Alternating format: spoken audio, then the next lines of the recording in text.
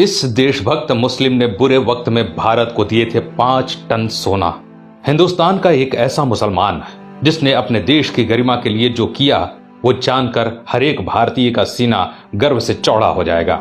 आपको जानकर हैरानी होगी कि हैदराबाद के एक मुस्लिम शख्स ने देश की सुरक्षा के लिए 5 टन सोना दान कर दिया।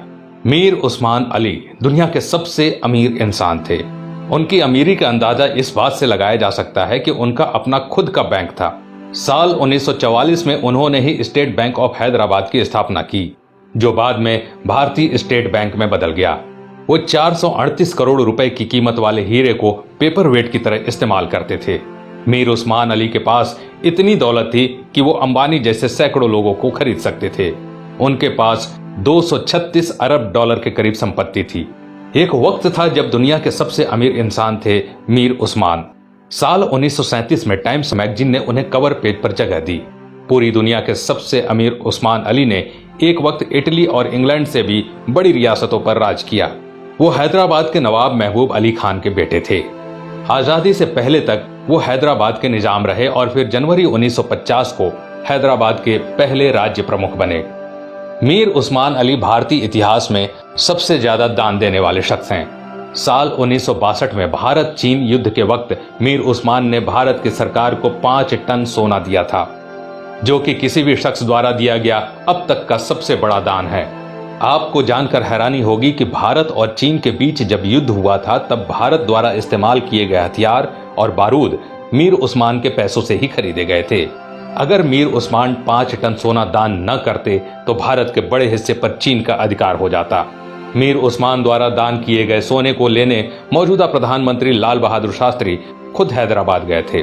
ये भी जान लीजिए दोस्तों कि मीर उस्मान अली ने ही भारत के पहले हवाई अड्डे का निर्माण करवाया था।